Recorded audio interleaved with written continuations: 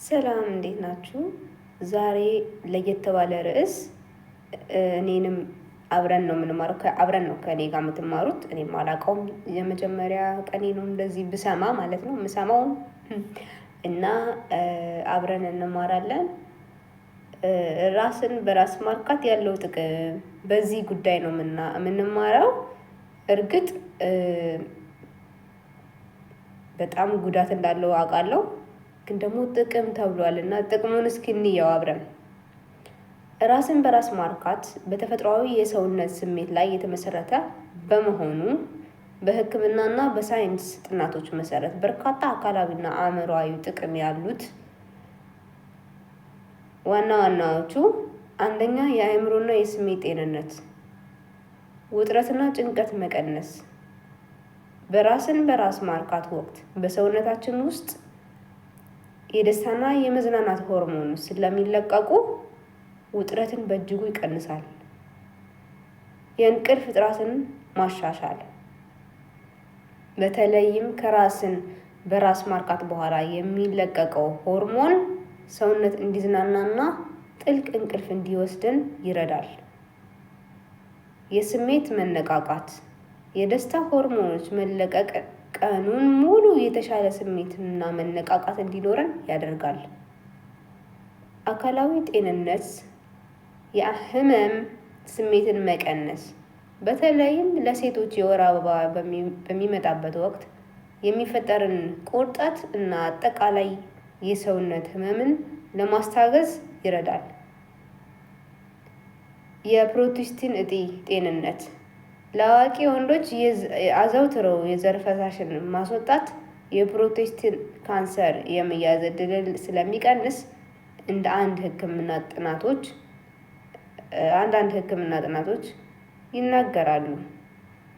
የሰውነትን የበሽታ መከላከል አቅም ማገዝ፣ በሂደቱ ወቅት የሚለቀቁ ሆርሞኖች እና የደም ዝውውር መጨመር በሽታ የመከላከል አቅምን በትንሹ ሊያግዙ ይችላሉ። የራስን አካል መረዳት፣ ግለሰቦች የራሳቸውን አካል ምን አይነት መነካካት ፍላጎታቸውን እንደሚያነሳሳና ምን እንደሚያስደስታቸው እንዲረዱ ያደርጋል። ይህ ደግሞ ወደፊት ከትዳር ከፍቅር ህይወት ውስጥ ጤናማ ግንኙነት እንዲኖር ያግዛል። ደህንነቱ የተጠበቀ መሆኑ፣ ከተላላፊ የወሲብ በሽታ እና ካልተፈለገ የእርግዝና ሙሉ በሙሉ ነፃ የሆነ ፍላጎት ማድረጊያ ነው። አስፈላጊ ማስታወሻዎች፣ ራስን በራስ ማርካት ምንም እንኳ ከላይ የተጠቀሱ ጥቅሞች ቢኖሩትም ከመጠን በላይ መለማመድ ግን የዕለት ተዕለት ስራን፣ ትምህርትን ወይም ማህበራዊ ግንኙነትን ለማስተዋወቅ ደረጃ ላይ የስነ ልቦና ጥቃት ሊያደርሱ ላይ ይችላል። በተጨማሪም ራስን በራስ ማርካት ከላይ የተጠቀሱ ጥቅሞች ባለፈ በዝርዝር የሚመለከቱ ተጨማሪ የስነ ልቦና ማህበራዊ ጥቅሞች ይሰጣል። አንደኛ፣ የተሻሻለ የወሲብ ጤንነትና ብቃት፣ የጡንቻዎች መጠንከር፣ በተለይም ለሴቶች በሂደቱ ወቅት የሚፈጠረውን የጡንቻ መኮማተርና መላላት የዳሌ ህመም ጡንቻዎች ያጠነክራል። ይህ ደግሞ በእድሜ መግፋት ወይም ከወሊድ በኋላ የሚመጣን የሽንት መቆጣጠር ችግርን ለመከላከል ይረዳል። የጽናትና የቁጥጥር አቅምን ማሳደግ፣ ወንዶች የራሳቸውን የፈሳሽ መውጫ ስሜት እንዲቆጣጠሩ ስለሚያግዝ የእውነተኛ የፍቅር አጋር ጋር በሚደረግበት ወቅት ለጊዜው የመፍሰስ ችግርን ለመቀነስ ይረዳል። የደም ዝውውርን ማሻሻል፣ ወደ ብልት አካባቢ የሚሄደውን የደም ዝውውር ስለሚጨምር የብልት ህዋሳትን ጤናማ ሆነው እንዲቆዩ ያደርጋል። ሁለተኛ፣ ተጨማሪ ስነ ልቦናዊ ጥቅሞች፣ የሰውነት በራስ መተማመን ማሳደግ፣ ግለሰቦች የራሳቸውን አካል ያለምንም ፍላጎትና ያለምንም ፍርሃትና ክፍተት እንዲቀበሉና በራሳቸው ማንነት ላይ ያላቸው እምነትና መተማመን እንዲጨምር ያደርጋል። የድብርት ስሜትን መከላከል፣ በሰውነት ውስጥ የደስታ ሆርሞኖች በከፍተኛ ሁኔታ ስለሚለቀቅ ለብቸኝነትና ለድብርት ስሜቶች ፈጣን ማስታገሻ ይሆናል። ማህበራዊ ግንኙነት አንጻር የፍቅር አጋርን ከመጫን መቆጠብ፣ የእያንዳንዱ ወገን የወሲብ ፍላጎት ከሌላኛው አጋር ፍላጎት በላይ የሚሆንበት ጊዜ ይህንን በስሜት በራስ መንገድ ማርካት በአጋሮች መካከል ፍላጎት ባለመጣጣም የሚመጣን ግጭት ወይም አለመግባባት ይቀንሳል።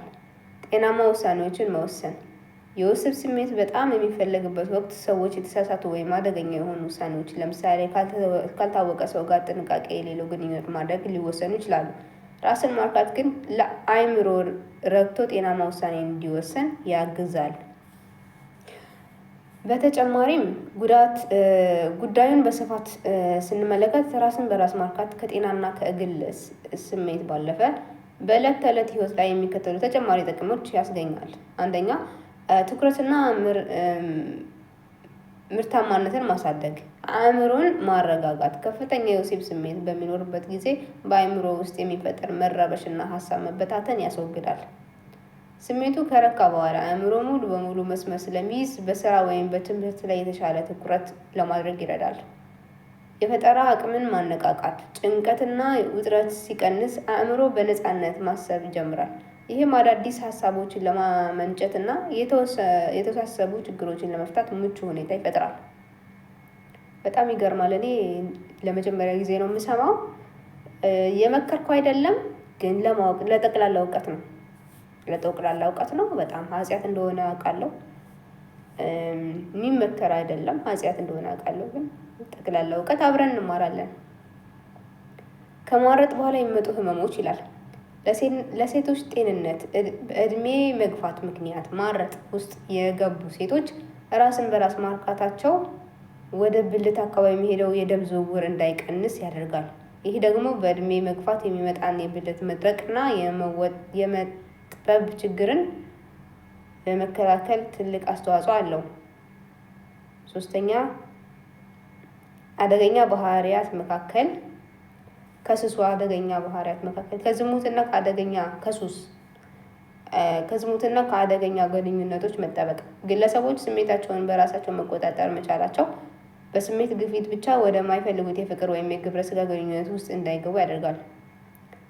የአደንዛዥ እጽ ፍላጎትን መቀነስ። ራስን ማርካት በተፈጥሯዊ መንገድ የደስታ ሆርሞን እንዲለቀቅ ስለሚያደርግ አእምሮ ውስጥ ሰው ሰራሽ የደስታ ምንጮች እንደ አልኮል ወይም እጽ የመፈለግ ዝንባሌን ሊቀንስ ይችላል። ራስን የመንከባከብ አካል መሆኑ። ራስን በራስ ማርካት ምንም አይነት ወጪ የማይጠይቅ በማንኛውም ምቹ ቦታና ጊዜ ሊከናወን የሚችል እና ግለሰቡ ለራሱ አካልና ስሜት የሚሰጠው ትኩረትና የደስታ መገለጫ መንገድ ተደርጎ ሊወሰድ ይችላል። በግንኙነት ውስጥ የሚፈጠር አላስፈላጊ ጫና መቀነስ።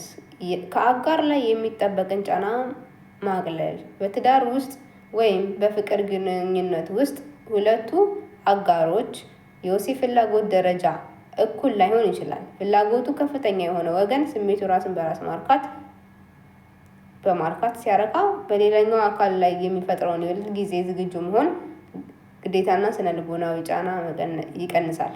ይህ ደግሞ ግንኙነቱ በረዥም ጊዜ በፍቅርና በመንከባከብ ላይ እንዲቀጥል ያደርጋል።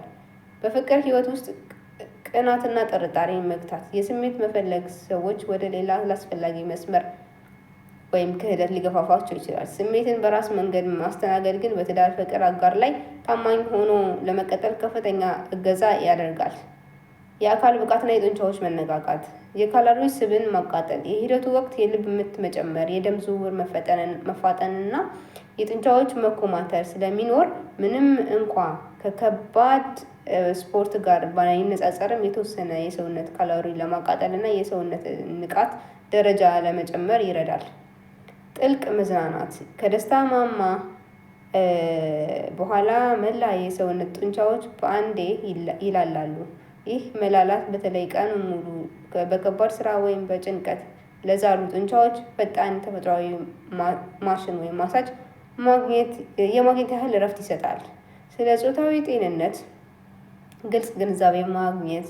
ለራሳቸው አካል የማይቀበሉ ሰዎች መርዳት። የአንዳንድ ሰዎች በተለይ ማህበራዊ ወይም ባህላዊ ጫናዎች ምክንያት ስለ ራሳቸው አካልና ስሜት አሉታዊ አመለካከት ሊኖራቸው ይችላል። ራስን በራስ ማርካት ግለሰቦች የራሳቸውን አካል እንዲለምዱ እንዲያከብሩና ከተፈጥሯዊ ስሜታቸው ጋር ሰላም እንዲፈጥሩ ይረዳል። በነገራችን ላይ ይሄ ኃጢአት ነው፣ በእኛ ሃይማኖት ኃጢአት ነው፣ ላይ በእኛ ማህበረሰብ ውግዝ ነው። ግን ዝም ብለን ለማወቅ ያክል አውቀናል። በቀጣይ ደግሞ አስከፊ ጉዳቶችን እናያለን ማለት ነው። ምን አይነት ጉዳት እንደሚያስከትል በቀጣይ እንማራለን ማለት ነው። ስለነበረን ቆይታ አመሰግናለሁ።